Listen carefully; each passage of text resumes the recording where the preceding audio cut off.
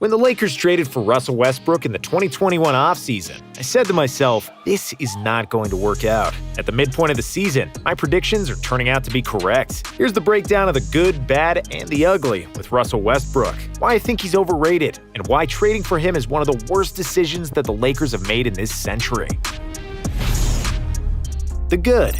We'll start the video by giving some praise to Russell Westbrook. Russ is one of the greatest rebounders at his position, if not the greatest of all time. He's averaging 7.4 rebounds per game for his career, which is the second best mark ever for a point guard, only slightly behind Oscar Robertson, who averaged 7.5 boards in his career. However, Oscar played during the 60s at a frenetic pace, when the teams averaged about 20 shots per game more than today. He also averaged 42 minutes per game, compared to Westbrook's 34, which means his numbers are slightly inflated. Russ averaged a triple-double in 4 NBA seasons, which was unprecedented, and it wouldn't have happened if he wasn't pulling 10 or more rebounds a night. Sure, you might say that a lot of times his centers gave up on a rebound just so Russ could get it and lead the fast break, but still, the man has done what hasn't been done before, mainly due to his insane athleticism and effort to out-rebound the opponents. Of course, Russell is still faster than most players, and he's still dangerous in transition, even though a slight dip in athleticism is noticeable now that he's 33 years old and in his 14th NBA season. And finally, Westbrook is a willing passer, which was one of the main reasons why the Lakers traded for him. Last season, when LeBron was resting, the Lakers struggled mightily to create opportunities in the half-court, and Westbrook was supposed to be a worthy alternative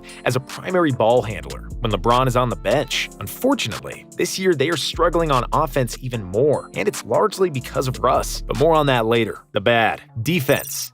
Russell Westbrook could have been one of the greatest defenders ever at his position, with 99th percentile athleticism, 6'4" height, 200 pounds, quick feet, and lateral movement that every slow white guy dreams of. And he showed glimpses of great defense at times. During the 2012 Olympics, flanked by LeBron, Kobe, and other All-Stars, Russ didn't have to worry about offense at all. Instead, he was hounding opposing point guards. He was always in a defensive stance, and he was a menace in the passing lanes, always lurking to get a steal for a fast break. In the 2012 playoffs against OKC, Mavs shooting guard Jason Terry was scorching hot, hitting almost every shot coming into the fourth quarter of Game 1. And then, Russ switched onto him and became his shadow. Terry couldn't even get open to receive a pass, let alone hoist a jump shot, and he went scoreless in the fourth quarter. But the problem with Russell is that kind of defensive outputs were isolated incidents, not an everyday occurrence. Too often, Westbrook is just a bystander, contributing to the defense the same as the crowd. Just like the people who bought tickets to the game, he watches the opposing offense unraveling, just looking at the ball, while his man has all the time in the world to shoot or cut to the basket. Sometimes, Russ lets an opposing player go by him, not even attempting to stop the dribble penetration, or he gets thrown out of balance by a simple crossover because he's not in a defensive stance. These kinds of lapses can happen to everybody, but they happen too many times with Russ. Another thing is fighting through screens. While his strong athletic body and quick feet can navigate even through the hardest screens, Westbrook often gets smoked on these types of plays. His MO is similar to LeBron's during the last regular season with the Cavs and the first year with the Lakers, when he was usually resting on defense. When the screen comes, Westbrook tends to instruct another teammate to run over, while he stays with the screener, not wanting to fight through the screen and chase his man. Of course, this kind of action often causes the defense to over-rotate and eventually crack, giving the opposing team an open shot. We could also mention the gambling to get steals. Even though Westbrook doesn't hunt steals as often as he once did, Vogel's best chance for a good defense is putting Russ in the corner to guard the corner three, and this tactic is often employed by coaches when they're dealing with a bad defender. And that's why I always hated when the general public and so-called analysts praised Russell's effort, saying that he's giving 100% each game.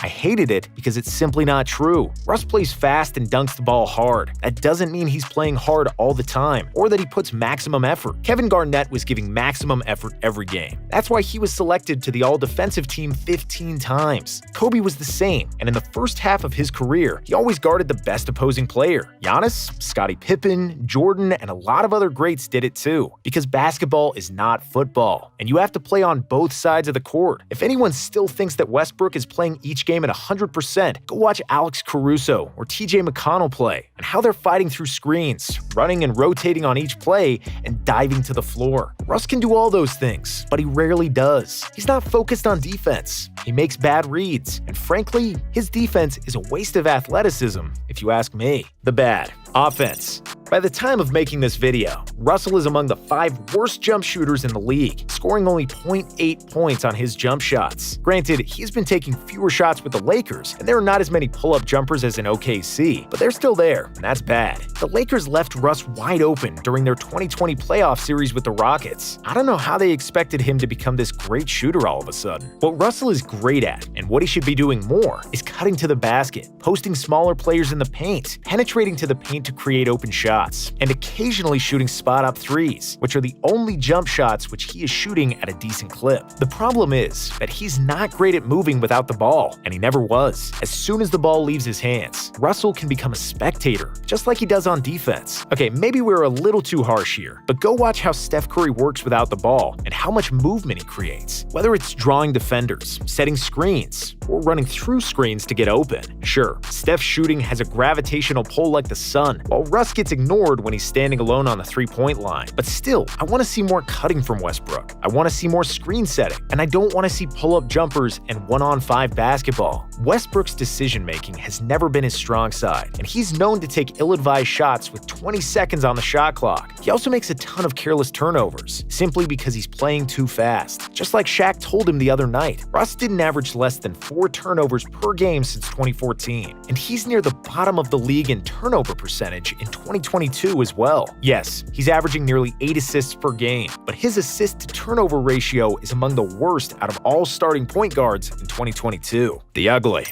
Imagine if you were an NBA general manager, and some other GM called you and offered you a former All-Star. But then he also tells you that the All-Star is one of the least efficient players in the entire league, one of the most turnover-prone players, and that his defense is subpar on most nights, mainly due to the lack of focus and a lackadaisical approach. You would have probably laughed in that GM's face. But if you were a bit more polite, you might ask him, okay, but if he's not a good defender and is inefficient on offense, he's probably earning the veteran minimum, right? And here's the clincher, ladies and gentlemen, because Russell Westbrook will earn $44 million this season, which is the 4th highest salary in the NBA this season. But that's not all. He also has a player option for next year, worth $47 million, making his contract the worst in the NBA. Rob Pelinka didn't want to re-sign Alex Caruso, who is thriving with the Bulls, and whose defense alone is more valuable than Westbrook's entire output. And that's mind-boggling to me. The Lakers could have also signed DeMar DeRozan, an elite mid-range shooter, and a player who was top 10 in the NBA in the assist-turnover ratio last year. But no, they pissed away half of the roster for somebody who gets triple-doubles. Don't get me wrong, triple-doubles are a respectable feat, but the Washington Wizards were a bad team in 2021, despite Bradley Beal leading the NBA in scoring and Russell Westbrook averaging a triple-double for the season. Russ shot 33% from the field and 25% for 3 in the playoffs for the Wizards last year, and they lost in the first round in 5 games, despite his triple-double average in that series, which gives you an idea about the real value of his triple-doubles. Westbrook has shot below 40%